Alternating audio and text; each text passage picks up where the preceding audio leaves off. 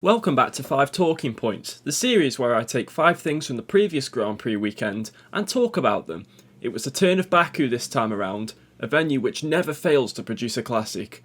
Apologies for the lateness of this one, I didn't watch the full race because I was busy on race day. Anyway, let's talk about it.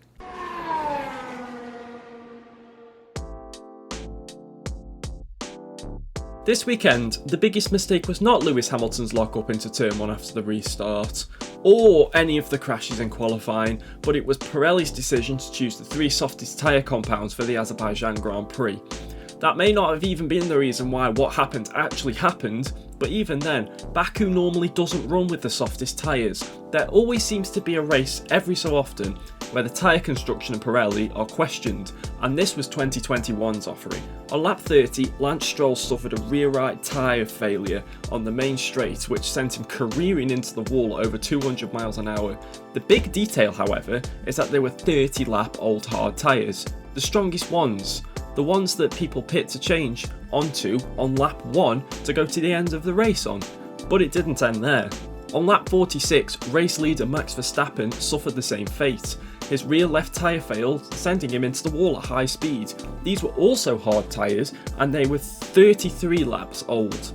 This time the red flag was brought out after Red Bull told the race director that they had no idea the failure was going to happen, and there was nothing on the data suggesting.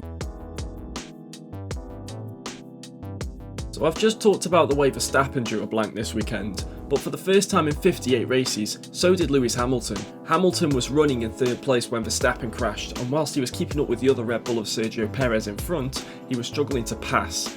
So when there was a standing start, Hamilton needed to jump Perez to stand any chance of winning, because if he did, he would only need to defend for 2 laps. And Hamilton did exactly that. He made a blistering start from 2nd, instantly passing the Red Bull, who tried to cut him off.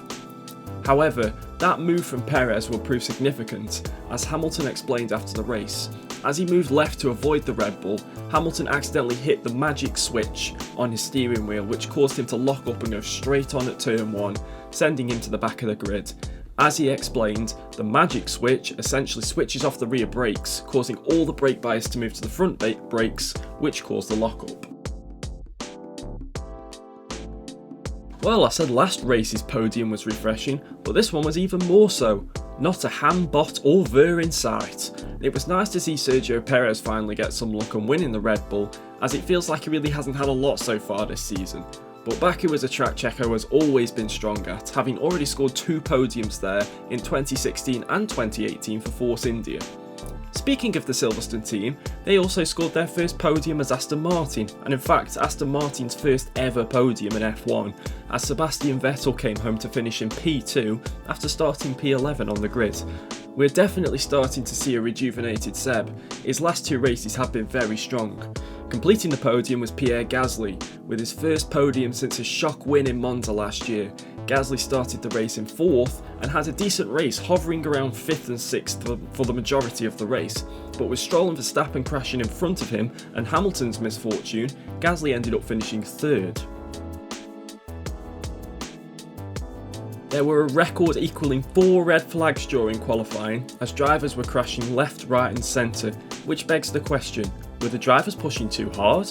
I know Baku is a completely different kind of circuit to Monaco, but they are both street circuits. In Monaco we saw no one hit a barrier, no one lock up at Saint-Devote, and no one straight line the chicane after the tunnel during qualifying, or even in the race for that matter.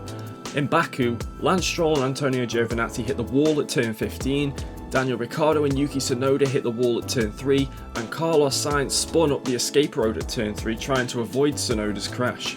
Both Q2 and Q3 ended with red flags, and just like at Monaco, it ended with Charles Leclerc on pole.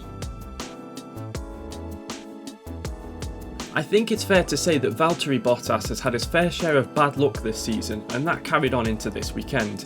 Bottas was 10th after the first Q3 runs, after completing a lap without a tow. Unfortunately for him, he wouldn't get a chance to get a tow after Tsunoda and Sainz's crash ended the session.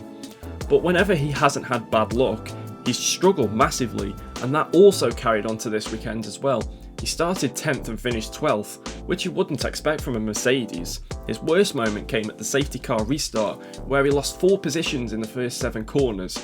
I may have asked the question, what's going on? but to be honest, I don't have an answer.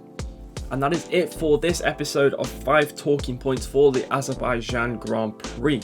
If you guys enjoyed it, make sure to smash that like button down below, subscribe if you like what you see and you want to see more, and if you don't want to miss a video, hit that bell next to the subscribe button. You'll get a notification whenever I upload. Until next time, thanks so much for watching.